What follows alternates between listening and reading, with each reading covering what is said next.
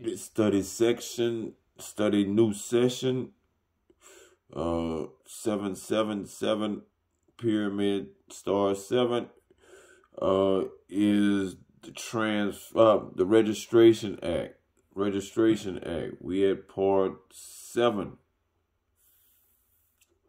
of enforcing the appearance of execuants and witnesses.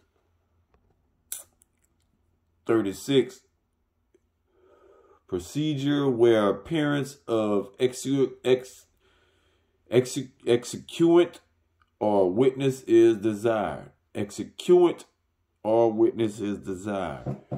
If any person presenting any document for registration or claiming under any document which is capable of being so presented desires the appearance of any person whose presence or testimony is necessary for the registration of such document, the registering officer may, in his discretion, call upon such officer or court as the state government directs in this behalf to issue a summons requiring him to appear at the registration office, whether in person or by duly authorized agent, as in the summons may be mentioned, and at a time named therein. 37. Officer or court to issue and cause service of summons. The officer or court, upon receipt of the purse or the peon's fee payable in such cases, such issue the summons accordingly and cause it to be served upon the person whose appearance is so desired. The peon. What is a peon? Someone that owes a fee or like money or things of that nature. Right? 38. Persons exempt from appearance at registration office. 1A. A person who by reason of bodily infirmity is unable without risk or serious inconvenience to appear at the registration office, or infirmity is like someone that's hurt or something. They can't walk, you know, they hurt.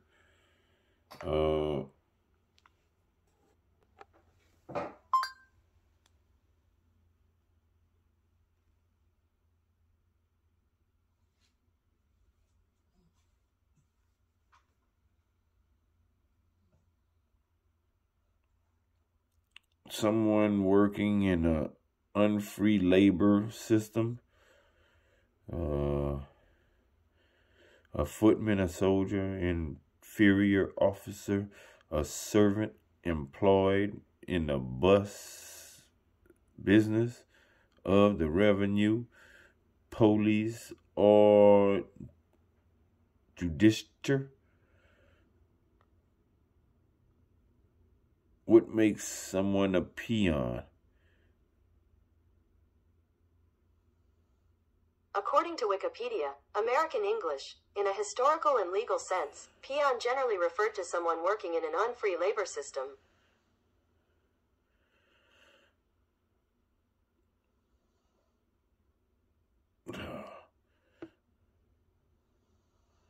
Well,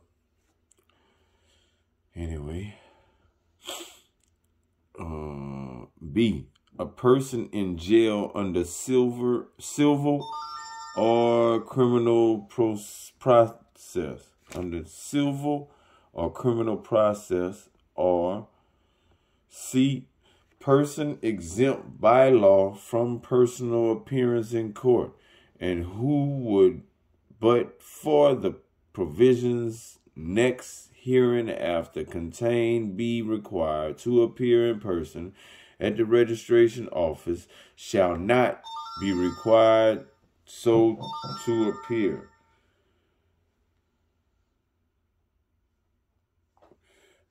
Two, In the case of every such person, the registering officer shall either himself go to the house of such person or to the jail in which he is confined and examine him or issue a commission for his examination. 39. Law as to summonses, commissions, and witnesses. The law in force for the time being as to summonses, commissions, and compel the attendance of witnesses, and for their remuneration in suits before civil courts shall, save as aforesaid and mutandis, applied to any summons or commission issued, and any person summoned to appear under the provisions of this act. Mutandis, I forgot what it is, but it's like, not hearing now, but so the internet not working right now on the phone. It says no SD card. But anyway, we're going to come back to what mutandis is. I kind of know. I read it already. Just put it like that. Let's see if it's going to work now. Nope. So I'll come back. Apply to any summons or commission issued and any person summoned to appear under the provisions of this act.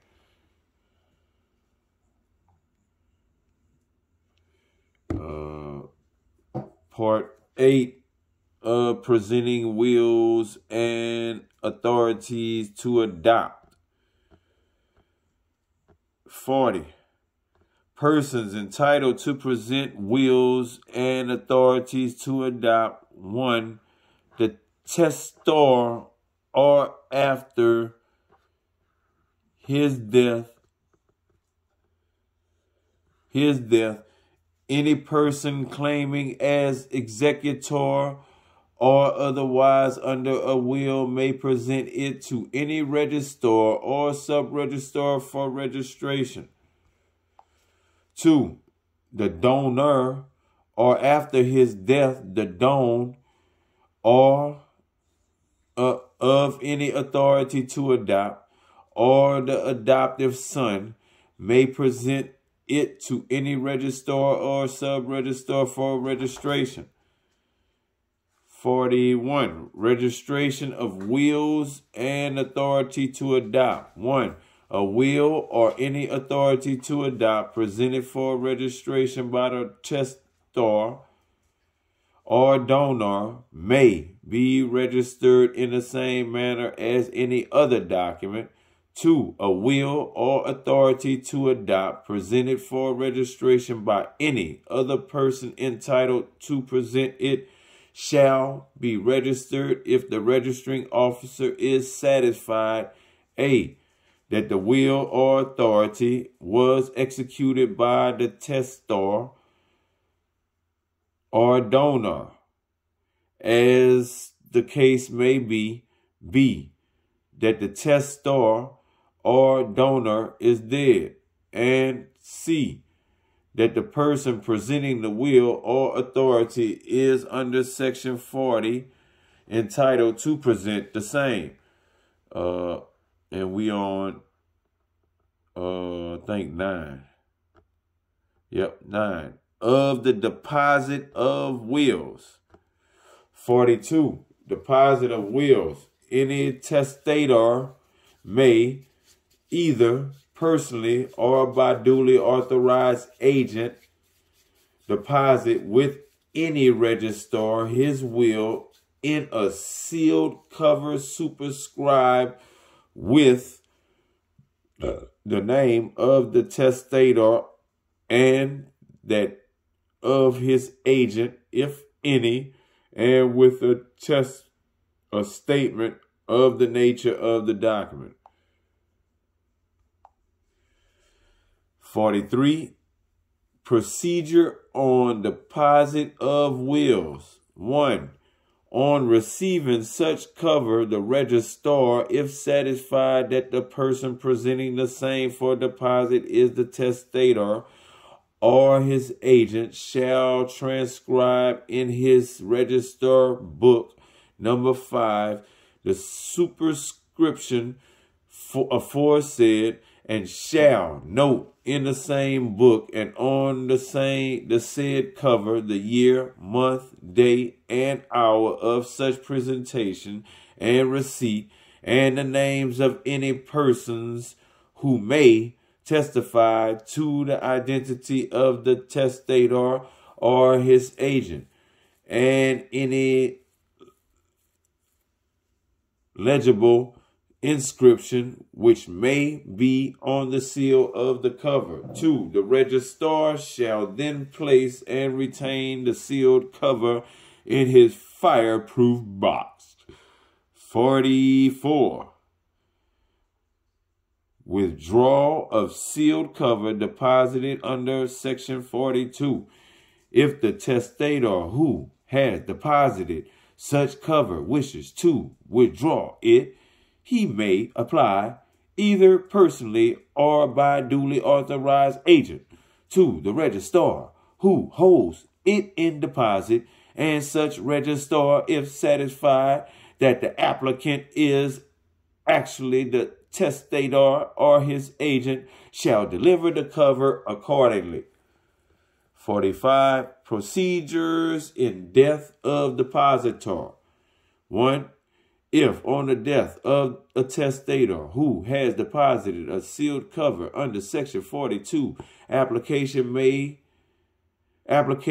made to the registrar who holds it in deposit to open the same, and if the registrar is satisfied that the testator is dead, he shall, in the applicant's presence, open the cover, and at the applicant's expense, cause the contents thereof to be copied into his book number 3.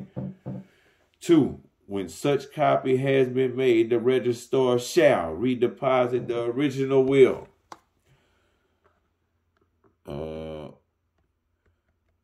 46. Saving of certain enactments and powers of courts. 1. Nothing herein before contained shall affect the provisions of Section 259 of the Indian Succession Act 1865 or of Section 81 of the Probate and Administration Act 1881, or the power of any court by order to compel the production of any will. 2. When any such order is made, the registrar shall, unless the will has been readily copied under Section 45, open the cover and cause the will to be copied into the book number 3, and make a note on such copy that the original has been removed into court in pursuance to the order foresaid. All right, we're on part 10 of the effects of registration and non-registration. Part 10 of the effects of registration and non-registration. 47. Time from which registered document operates. A registered document shall operate from the time which it would have commenced to operate if no registration thereof had been required or made, and not from the time of its registration. 48. Registration documents relating to property when it takes effect against oral agreements. All non-testamentary documents duly registered under this act and relating to any property, whether movable or immovable, shall take effect against any order, agreement, or declaration relating to such property, unless whether the agreement or declaration has been accompanied or followed by delivery of possession, and the same constitutes a valid transfer under any law for the time being in force, provided that a mortgage as defined in Section 58 of the Transfer of Property Act 1882, 4 of 1882 shall take effect against any mortgage deed subsequently executed and registered which relates to the same property. 49, effect of non-registration of documents required to be registered. No document required by Section 17 or by any provision of the Transfer of Property Act 1882, 4 of 1882 to be registered shall A. affect any immovable property comprised therein, or B. confer any power to adapt, or C. be received as evidence of any transaction affecting such property or conferring such power, unless it has been registered, provided that an unregistered document affecting immovable property are required by this Act or the Transfer of Property Act 1882, 4 of 1882 to be registered may be received as evidence of a contract in a suit for specific performance under Chapter 2 of the Specific Relief Act 1877, 3 of 1877, or as evidence of any collateral transaction not required to be affected by a registered instrument. 50.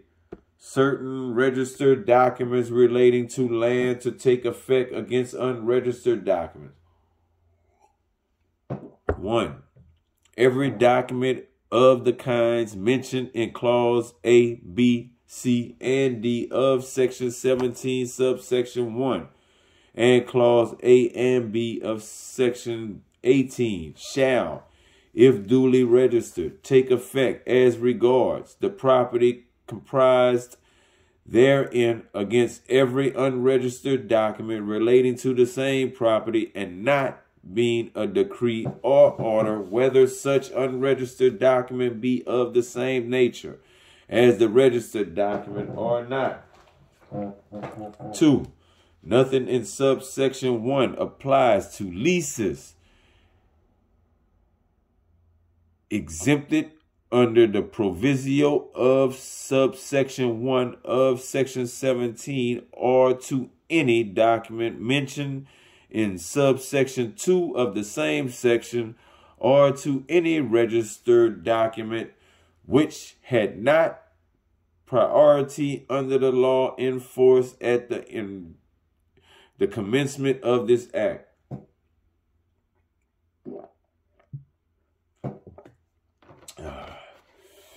Explanation. In cases where Act Number 16 of 1864 or the Indian Registration Act 1866, 20 of 1866 was enforced in the place and at the same in and at which such unregistered document was executed. Unregistered means not registered according to such act, and where the document is executed after the first day of July, 1871, not registered under the Indian Registration Act 1871, 8 of 1871, or the Indian Registration Act 1877, 3 of 1877, or this act. And we at part 11 of the duty and powers of registering officer. A. As to the register books and indexes. Ain't working. The internet still ain't working. So let's roll. We at part 11. of the duties and powers of registering officer. A, as to the registered books and indexes. 51. Registered books to be kept in the several offices. A, the following books shall be kept in the several offices hereinafter named, namely, A, in all registration offices, Book 1, Register of non-testamentary documents relating to immovable property. Book 2, Records of reasons for refusal to register. Book 3, Register of wills and authority to adopt. And Book 4, Miscellaneous Register. B, in the Office of Registers, Book 5, Register of deposit of wills. 2, in Book 1, shall be entered and filed all documents or memoranda registered under Section 17, 18, and 89, which relates to immovable property and are not wills. 3, in Book 4 shall be entered all documents registered under Clause D and F of Section 18, which do not relate to immovable property. 4, nothing in this section shall be deemed to require more than one set of books where the office of the registrar has been amalgamated with the office of a sub-registrar. 52, duties of registering officer when document presented. 1, A, the day, hour, and place of presentation, the photographs and fingerprints affixed under Section 32A, and the signature of every person presenting a document for registration shall be endorsed on every such document at the time of presenting it. B, a receipt for such document shall be given by the registering officer to the person presenting the same. And C, subject to the provisions contained in Section 62, every document admitted to registration shall, without unnecessary delay, be copied in the book appropriated therefor, according to the order of its admission.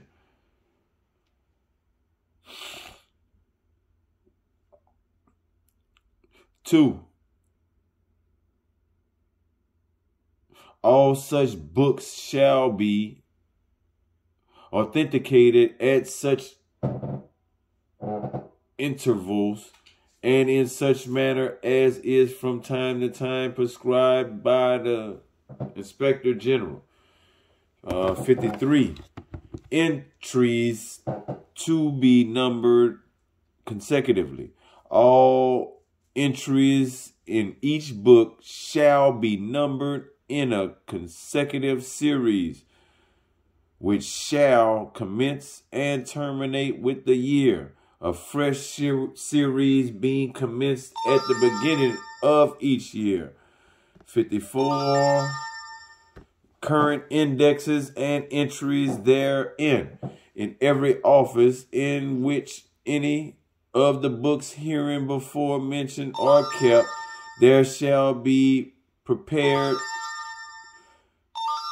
current indexes of the contents of such books, and every entry in such indexes shall be made, so far as practicable, immediately after the registering officer has copied or filed the memorandum of the document to which it relates.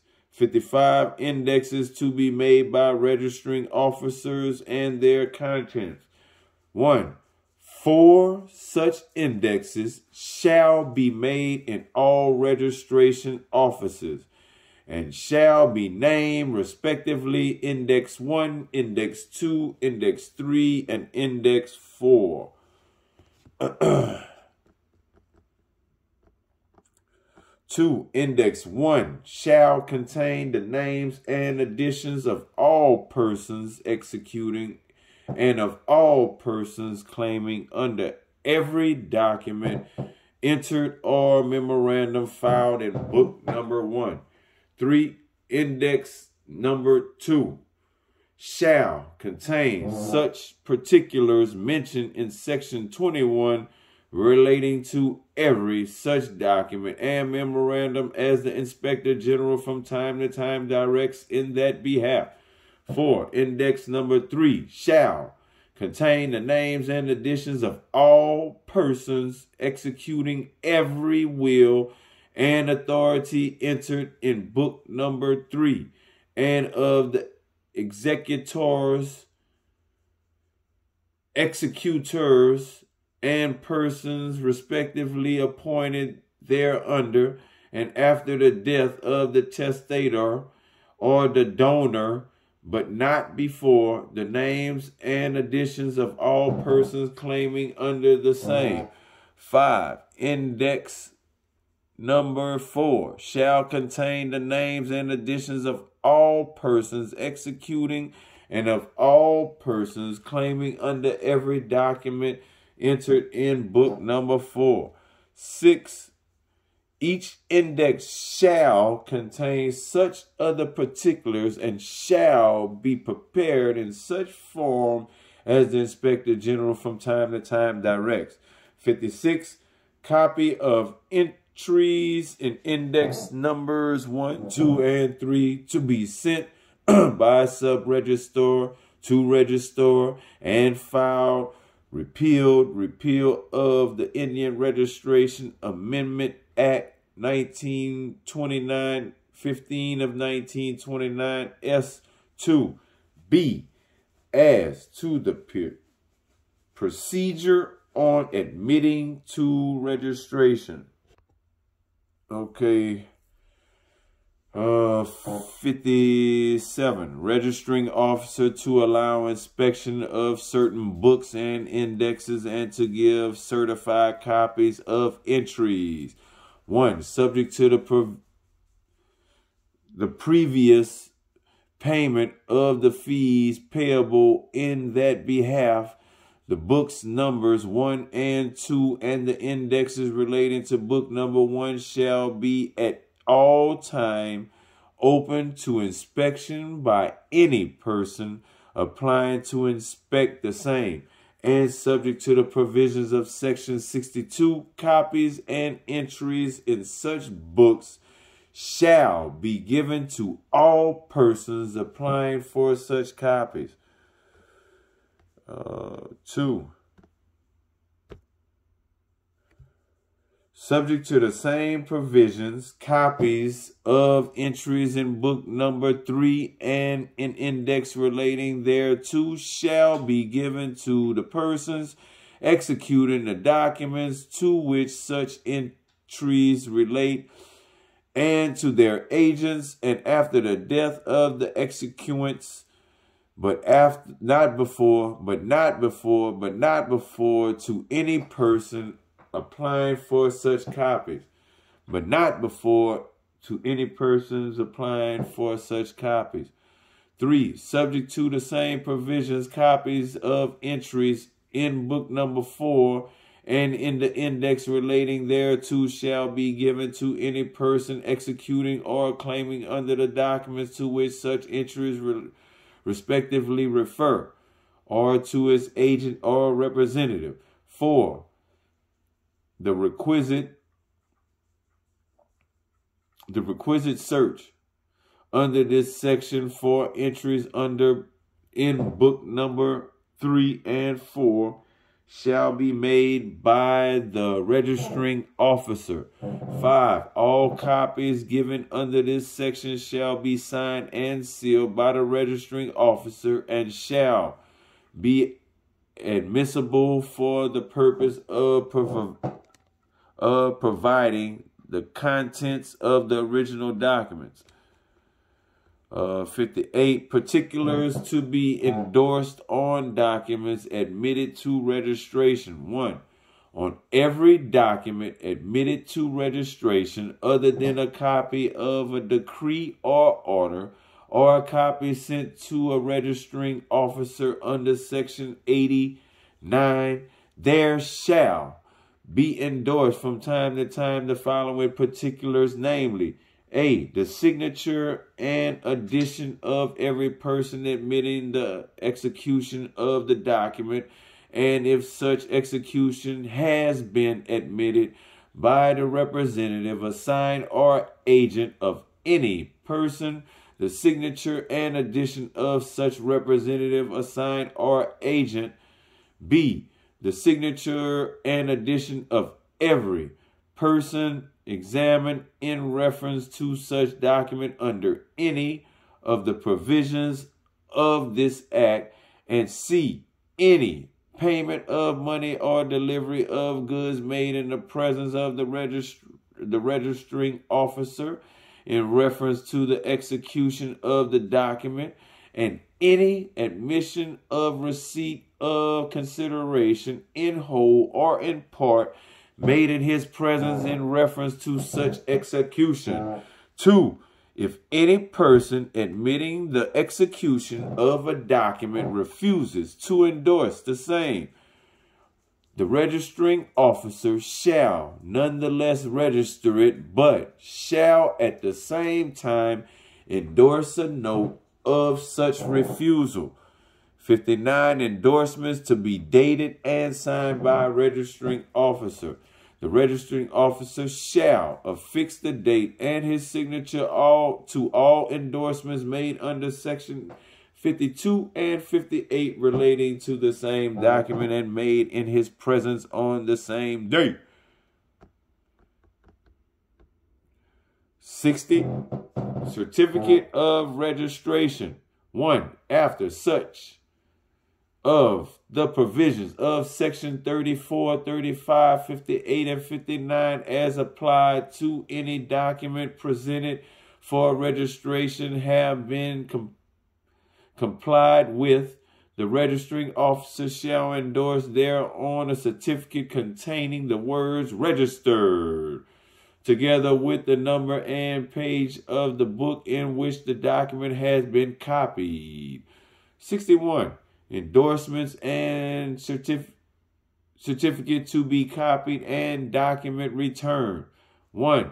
The endorsements and certificate referred to and mentioned in Section 59 and 60 shall thereupon be copied into the margin of the registered book, and a copy of a map or plan, if any, mentioned in Section 21 shall be filed in the book number 1. 2. The registration of the document shall thereupon be deemed complete, and the document shall then be returned to the person who presented the same for registration, or to such other person, if any, as he has nominated in writing in that behalf, on the receipt mentioned in Section 52. 62.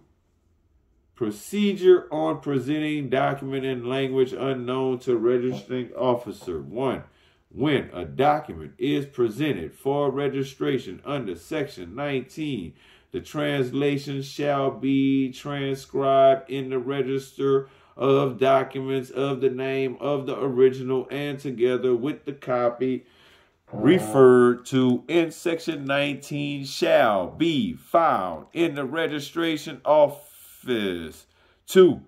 The endorsement and certificate respectively mentioned in Section 59 and 60 shall be made on the original, and for the purpose of making the copies and memoranda required by Section 57, 64, 65, and 66, and translation shall be treated as if it were the original. 63. Power to admissioner oaths and record of substance of subjects.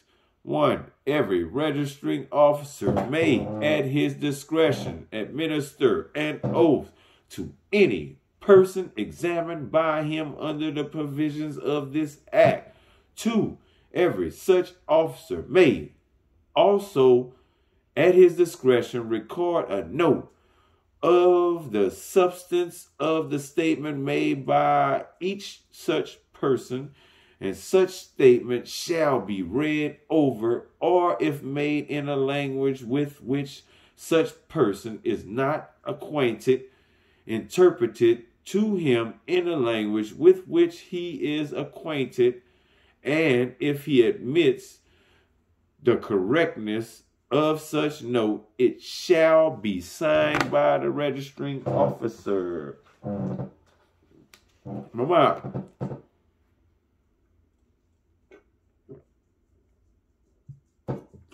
Mama. 3. Every such note so signed shall be admissible for the purpose of proving that the statements therein recorded were made by the persons and under the circumstances therein stated. See special duties of sub-registrar whenever we come back. See special duties of sub-registrar.